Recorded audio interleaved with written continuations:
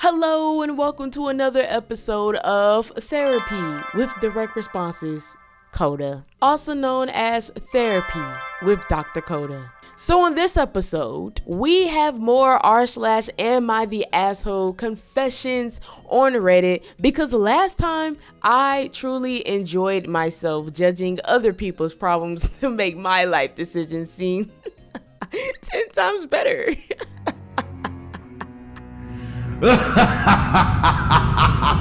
And you all had a blast watching it too, because this was my most viewed video, sitting at 1.1 thousand views. Thank you guys so much, and let's do the same thing for this video. And if you haven't watched part 1, then why not? Sorry, I don't know what's in the air. This watch it. But yes, once again, we are reviewing real people's real problems, or real people's fake problems, or fake people causing real problems.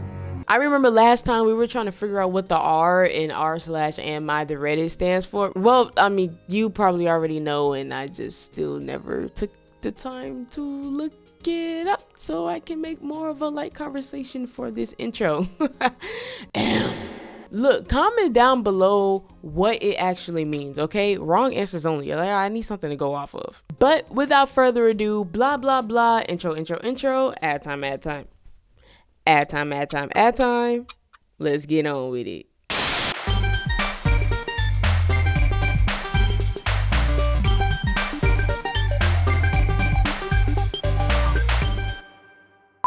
Am I the asshole for forcing my son to sell the car he is inheriting? Uh-oh. This didn't happen yet, but my whole family is fighting over this. I'll try to make this as short as possible. My father passed away in December. He owned a classic car. I believe it's 50s Chevy Bel Air. My son, 17, is the only grandson he had. I have one sister who has 2 daughters, and I have 2 daughters along with my son. So there are 5 grandkids in total. My dad was never much of a girls guy. He always got along with the boys more than the girls. Him and my son were very close. He left the car to my son in his will. The rest of the grandkids got $4,000 each. The vehicle is valued at over $70,000. I know exactly where this story's about to go. Please say it ain't so. Please say it ain't so, bro. Please say that you did not disrespect this man's will. Please say you did not just go against this man's will, bro. The will. That is literally the last thing a person asks for in life. My sister is livid. I am very unhappy as well. It's just blatantly unfair to his 4 other grandkids. I don't understand the legality of the situation because it's left to him, but he is currently underage. Yeah, I mean, he may be underage, but if I'm not mistaken, does that even have anything to do with the situation at hand? As long as he doesn't drive it, or until he has the right licensing and permits to drive it, I don't see why that would be a part of, legality purposes. Now, if you go against this man's will and take away his gift,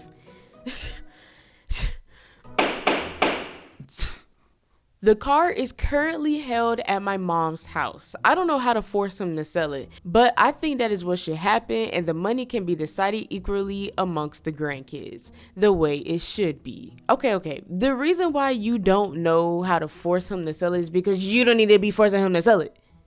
Simple. I get it, okay, the money value is completely different, but I just think that this is just one of those moments where you can't do anything but just say, life is unfair. But I mean, obviously this guy is on some life isn't unfair, so I'm gonna make your wish after your life unfair too. Bitch, you will literally be the first person that I haunt. To go against this man's will, is that really what you want to do? You can try to explain to him your perspective of it, but at the end of the day, it's his gift. My son is very upset about this. He says grandpa left him the car, so it's his car. I have money saved for his college. I am almost considering telling him that his college money will be divided up amongst his sisters and cousins if he refuses to sell the car. Am I the asshole? You're going to divide that man's college savings? Yes, you are the asshole. Okay, that's crazy. That's crazy. If you do that, that kid will literally grow up to resent you, okay? If he doesn't already. I'm telling you, if I found out somebody went against my will, you are going to be the first person I haunt, okay? I will literally take one battery out of every single one of your remotes, okay? I will make sure that your smoke detector alarm is always low. Am I the asshole for telling my sister-in-law/brother she wasn't invited on the road trip due to her not driving and anxiety? Okay, pause before we even get into this. I mean, just reading the title alone is already kind of rubbing me the wrong way due to the simple fact that you are not obligated to invite anybody anywhere, like ever. Some people don't get that through their minds. I invited my sister and mother on a girls' road trip, but excluded my sister-in-law due to her not driving. I have 3 brothers, and my oldest brother is the one that is married. Let's call my sister-in-law Jenny. Jenny is overall fine. We don't have much in common, but she hasn't given anyone any problems. Jenny doesn't drive due to her anxiety. This was explained to us by our brother before we met her. And to be kind, just being in the car makes her jittery. I feel like I can guess where this is going. Okay, she's probably going to get offended that she didn't get invited.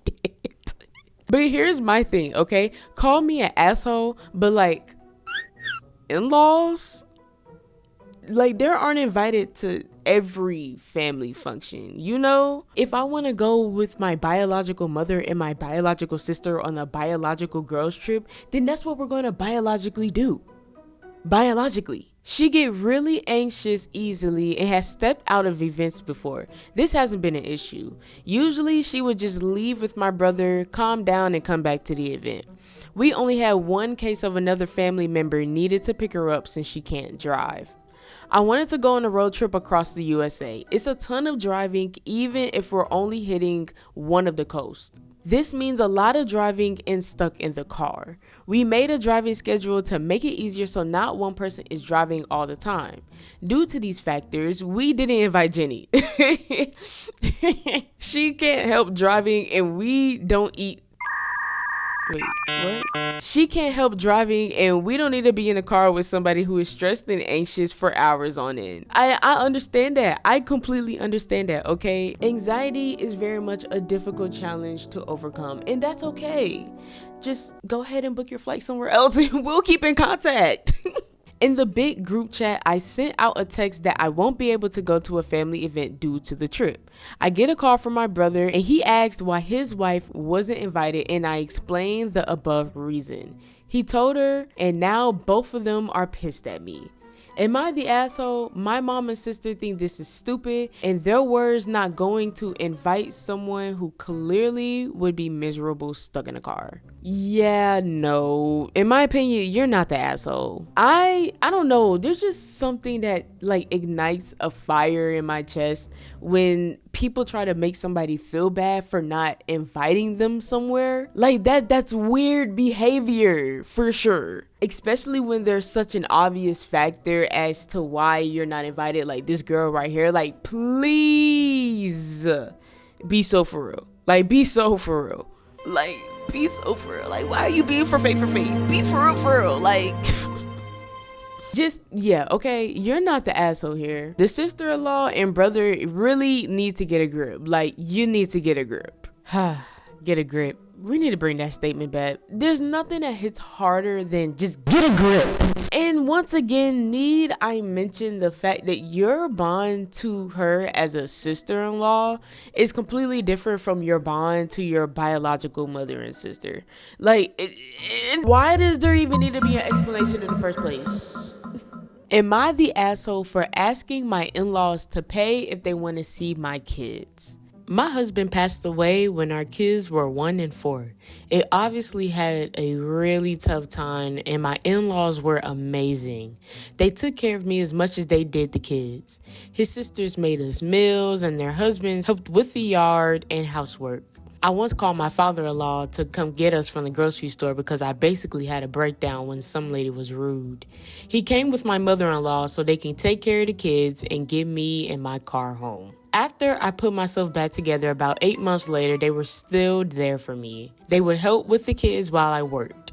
When I went back to school, they supported us. After I graduated, the best job I could get was a fair distance away, but it was in a city where I have family. We talked and prayed about it, and they say they understood why I needed to plan for our future. The problem is that they always want to see the kids, which is great. They're wonderful people, and my kids and I love them. However, I'm starting my career kind of late in life. I cannot afford to take a week off work to take the kids a couple of states over, or fly there for a weekend visit. And the kids are too young to travel by themselves.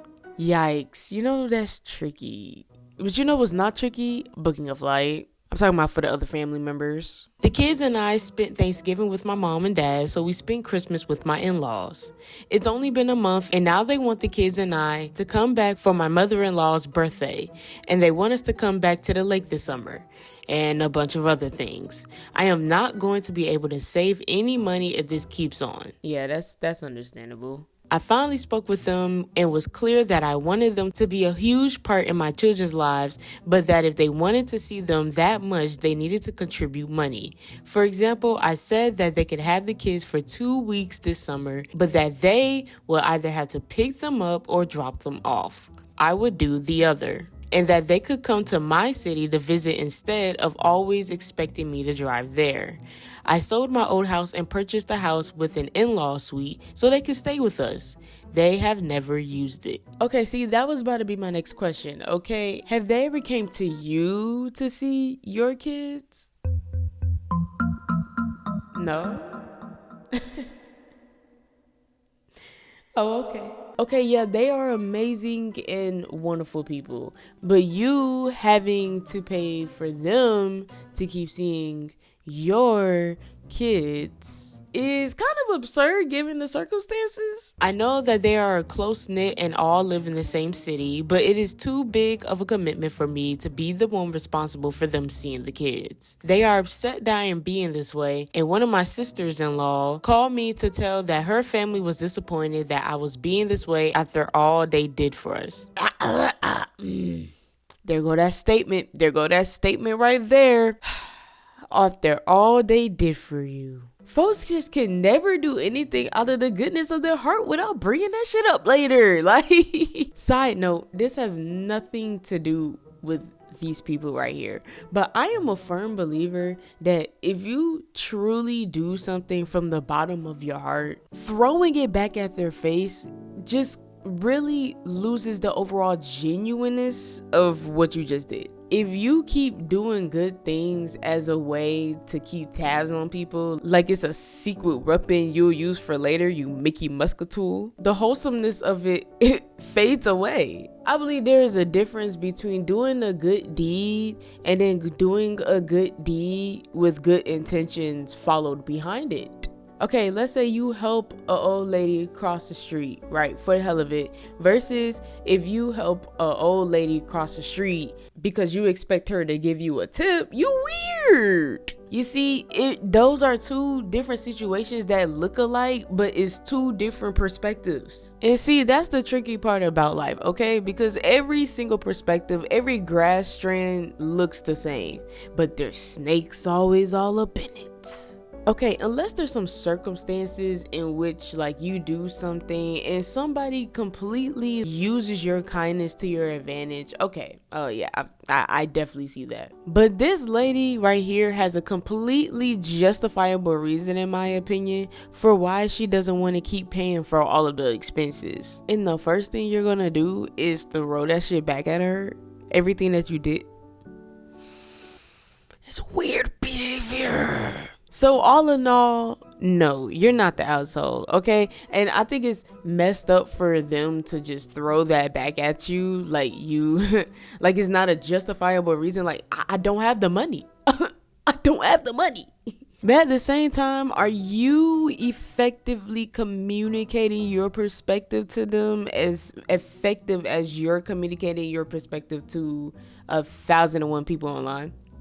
You see, because that's the thing about these threads. You never really know like the full story of the matter because there could be a whole thing that's missing. Not saying, you know, that there isn't this particular story. Either way, the story will always be told in the biased perspective of the user. And plus there's always 3 sides to every story. The 2 opposing sides and the truth. Ooh, hold on. They got confessions on here? Oh, I'm already knowing that's gonna be unhinged. Let's read some confessions. Well, actually, I think I'm gonna make this a 2-parter. Stay tuned for part 2 where we're gonna look at the juiciest confessions on Reddit because what in the world?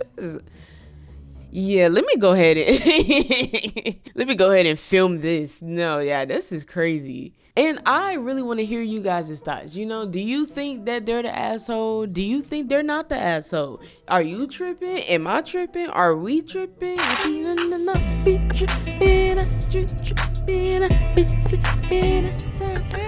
Well, if you like this video, I want you to smash that like button and share it to anyone who likes watching videos. Game over.